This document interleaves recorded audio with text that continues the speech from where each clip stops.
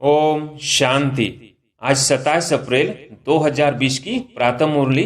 ओम शांति। बाप दादा मधुबन। आज बाबा कहते, मीठे बच्चे, अपनी उन्नति के लिए रोज पोतामेल निकालो। सारे दिन में चलन कैसी रही चेक करो। यज्ञ के प्रति ऑनेस्ट रहें। प्रश्न, किन बच्चों के प्रति बाप का बहुत रिगार्ड है? उस रिगार्ड की निशानी क्या है? उत्तर, जो बच्चे बाप के साथ सच्चे यज्ञ के प्रति ईमानदार हैं, कुछ भी छिपाते नहीं हैं, उन बच्चों प्रति बाप का बहुत रिगार्ड है। रिगार्ड होने के कारण पुचकार दे उठाते रहते हैं, सर्विस पर भी भेज देते हैं। बच्चों को सच सुनाकर श्रीमत लेने की अकल होनी चाहिए। गीत है, महफिल में जल उठी क्षमा। आज की मुरली से कुछ मुख्य पॉइंट्स। नंबर 1, बच्चों को बाप ने परिचय दिया है, परंतु अपने को आत्मा समझ बाप को याद करना, इसमें बहुत ही बुद्धि का काम है। दूसरा, बच्चों को समझाया जाता है, रात को सारे दिन का पोतामेल निकालो। क्या किया?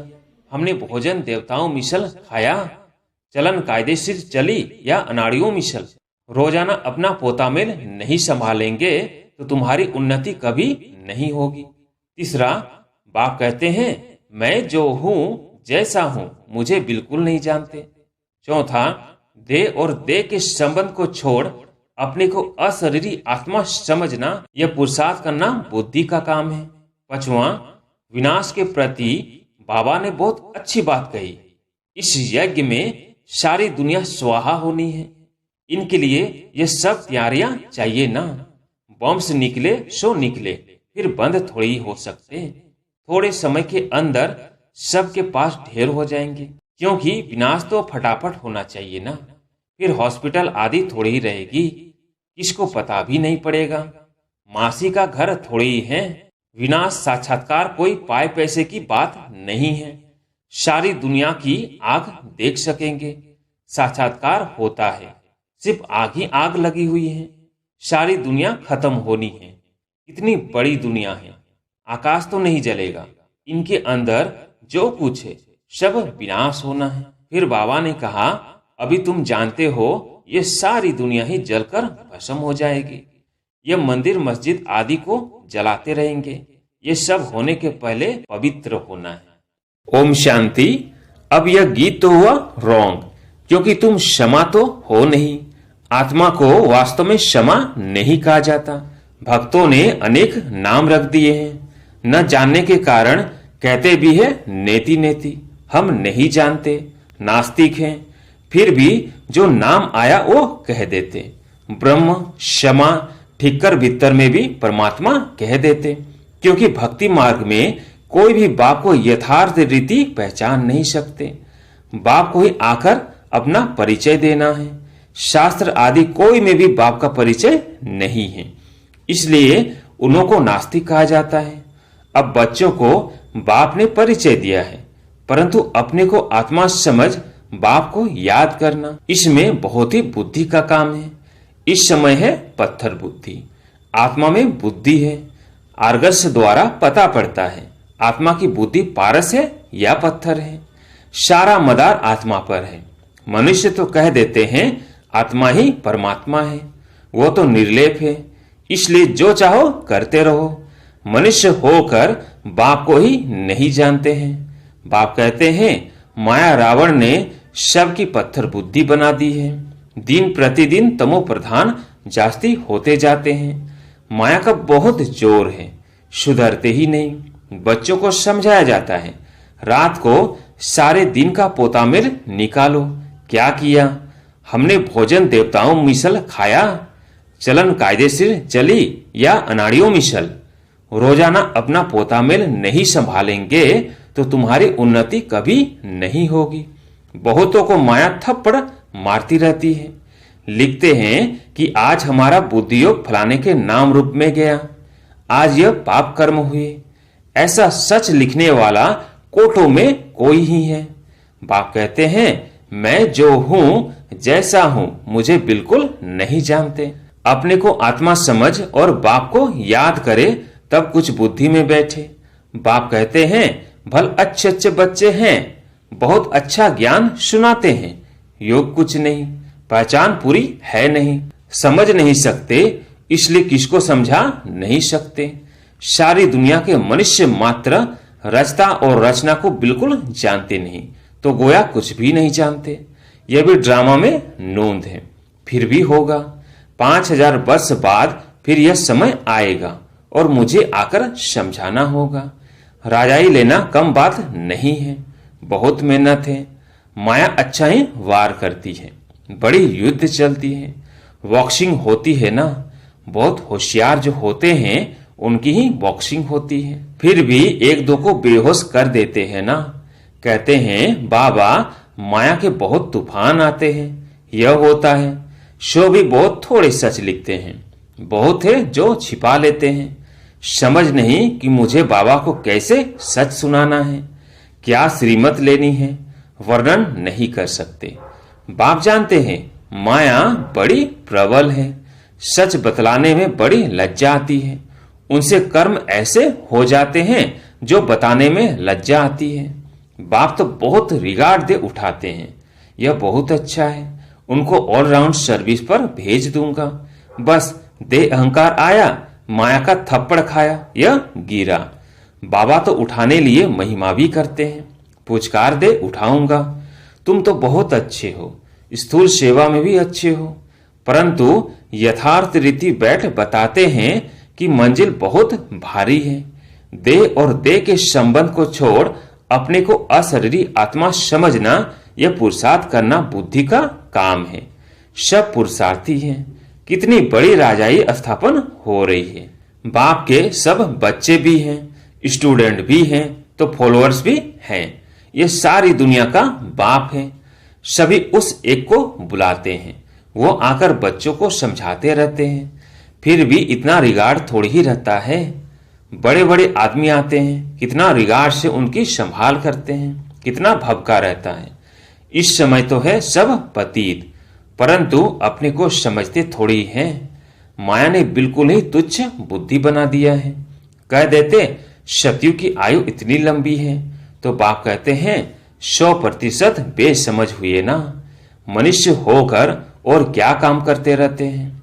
5000 वर्ष की बात को लाखों वर्ष कह देते हैं। यह भी बाप आकर समझाते हैं। 5000 वर्ष पहले इन लक्ष्मी नारायण का राज्य था। यह दैवी गुण वाले मनुष्य थे, इसलिए उनको देवता। आसुरी गुण वाले को असुर कहा जाता है। असुर और देवता में रात दिन का फर्क है। कितना मारा मारी झगड़ा लगा पड़ा है, खूब तैयारियां होती रहती है। इस यज्ञ में सारी दुनिया स्वाहा होनी है।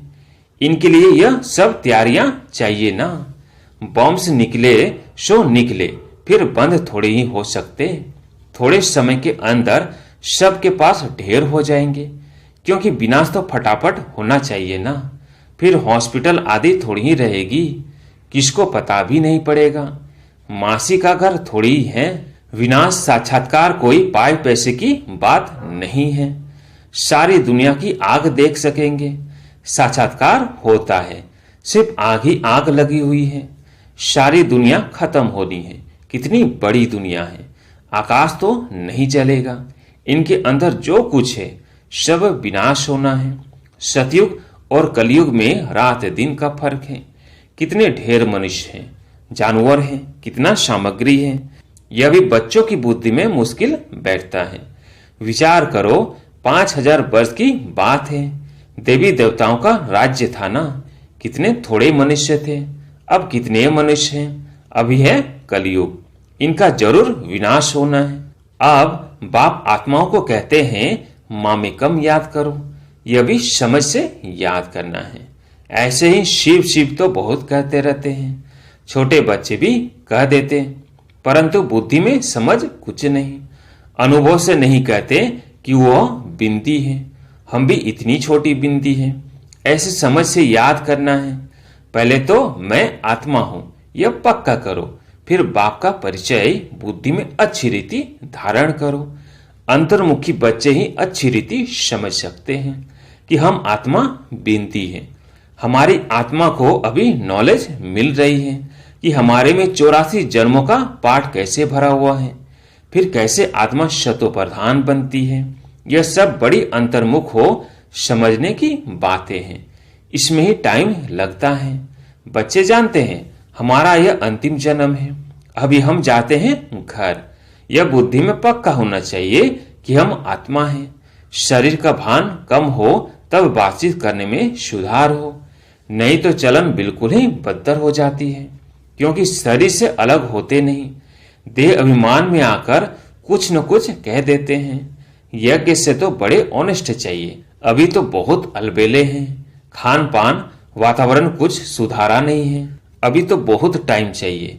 सर्वसुल बच्चों को ही बाबा याद करते हैं, पद भी वही पा सकेंगे। ऐसे ही अपने को सिर्फ खुश करना, वो तो चना चबाना है। इसमें बड़ी अंतर्मुखता चाहिए, समझाने की भी युक्ति चाहिए। प्रदर्शनी में कोई समझते थोड़ी हैं, सिर्फ कह देते कि आपकी बातें ठीक हैं। यहाँ भी नंबर वार है। निश्चय है हम बच्चे बने हैं, बाप से स्वर्ग का वर्षा मिलता है। अगर हम बाप की पूरी सर्विस करते रहेंगे तो हमारा तो यही धंधा है। सारा दिन विचार सागर मंथन होता रहेगा। यह बाबा भी विचार सागर मंथन करता होगा ना, नहीं तो यह पद कैसे पाएगा। बच्चों को दोनों इकट्ठा समझाते रहते हैं। 2 इंजन मिली है, क्योंकि चढ़ाई बड़ी है ना। पहाड़ी पर जाते हैं तो गाड़ी को 2 इंजन लगाते हैं। कभी कभी चलते चलते गाड़ी खड़ी हो जाती है तो खिसक कर नीचे चले आते हैं।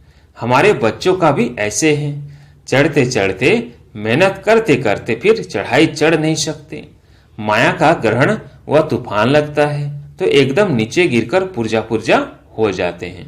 थोड़ी ही सर्विस की तो अहंकार आ जाता है, गिर पड़ते हैं। समझते नहीं कि बाप है, साथ में धर्मराज भी है। अगर कुछ ऐसा करते हैं तो हमारे ऊपर बहुत भारी दंड पड़ता है। इससे तो बाहर में रहें वो अच्छा है। बाप का बनकर और बरसा लेना मासी का घर नहीं है। बाप का बनकर और फिर ऐसा कुछ करते हैं तो नाम बदनाम कर देते हैं, बहुत चोट लग जाती है। वारिस बनना कोई मासी का घर थोड़ी है। प्रजा में कोई इतने साहूकार बनते हैं, बात मत पूछो। अज्ञान काल में कोई अच्छे होते हैं, कोई कैसे।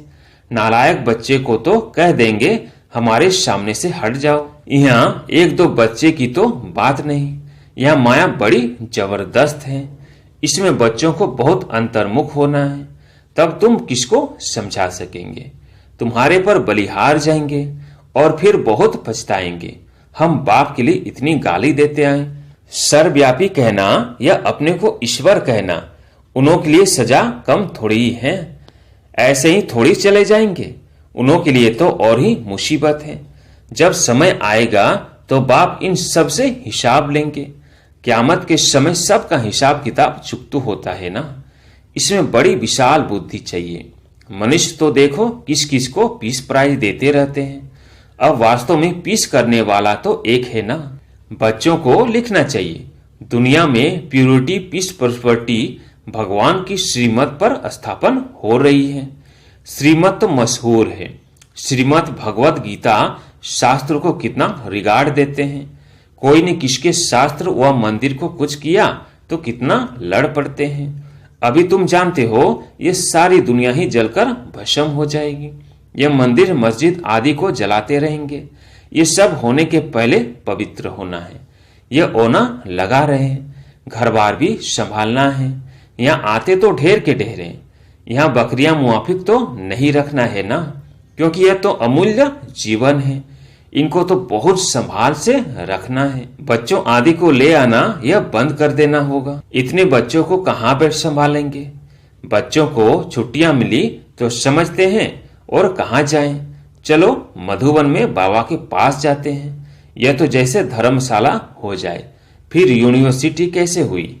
बाबा जांच कर रहे हैं, फिर कब ऑर्डर कर देंगे। बच्चे कोई भी न ले आए, यह बंधन भी कम हो जाएंगे। माताओं पर तरस पड़ता है, यह भी बच्चे जानते हैं। शिव बाबा तो है गुप्त, इनका भी किसको रिगार्ड थोड़ी है। समझते हैं हमारा तो शिव बाबा से कनेक्शन है। इतना भी समझते नहीं, शिव बाबा ही तो इन द्वारा समझाते हैं ना। माया नाक से पकड़ उल्टा काम कराती रहती है। छोड़ती ही नहीं। राजधानी में तो सब चाहिए ना। यह सब पिछाड़ी में साक्षात्कार होंगे, सजाओं के भी साक्षात्कार होंगे। बच्चों को पहले भी यह सब साक्षात्कार हुए हैं, फिर भी कोई कोई पाप करना छोड़ते नहीं।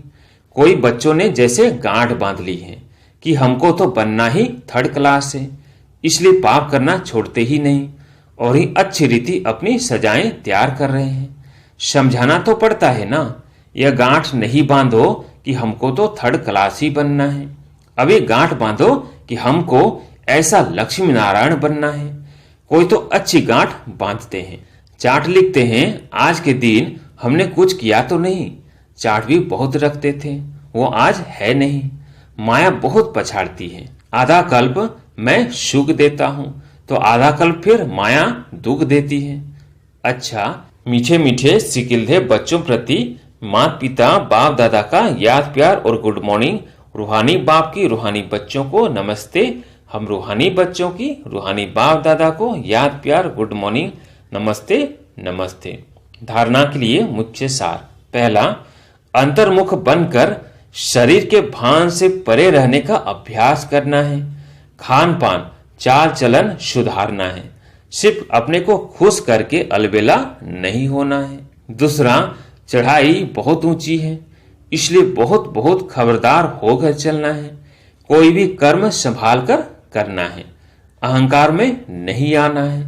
उल्टा कर्म करके सजाए नहीं तैयार करनी है। गांठ बांधनी है कि हमें इन लक्ष्मी नारायण जैसा बनना ही है। आज प्यारे मीठे बाबा का वरदान है, कर्म भोग रूपी परिस्थिति की आकर्षण को भी समाप्त करने वाले संपूर्ण नष्ट मोह भव। कर्म भोग रूपी परिस्थिति की आकर्षण को भी समाप्त करने वाले संपूर्ण नष्ट मोह भव। अभी तक प्रकृति द्वारा बनी हुई परिस्थितियां अवस्था को अपनी तरफ कुछ न कुछ आकर्षित करती है। सबसे ज्यादा अपनी देह के हिसाब किताब रहे हुए कर्म भोग के रूप में आने वाली परिस्थिति अपने तरफ आकर्षित करती है। जब यह भी आकर्षण समाप्त हो जाए तब कहेंगे संपूर्ण नष्ट मोह। कोई भी देह की व देह के दुनिया की परिस्थिति स्थिति को हिला नहीं सके। यही संपूर्ण स्टेज है। जब ऐसे स्टेज तक पहुंच जाएंगे तब सेकंड में अपने मास्टर सर्वशक्तिवान स्वरूप में सहज स्थित हो जाएंगे। स्लोगन, पवित्रता का व्रत सबसे श्रेष्ठ सत्य नारायण का व्रत है। इसमें ही अतीन्द्रिय सुख समाया हुआ है। ओम शांति।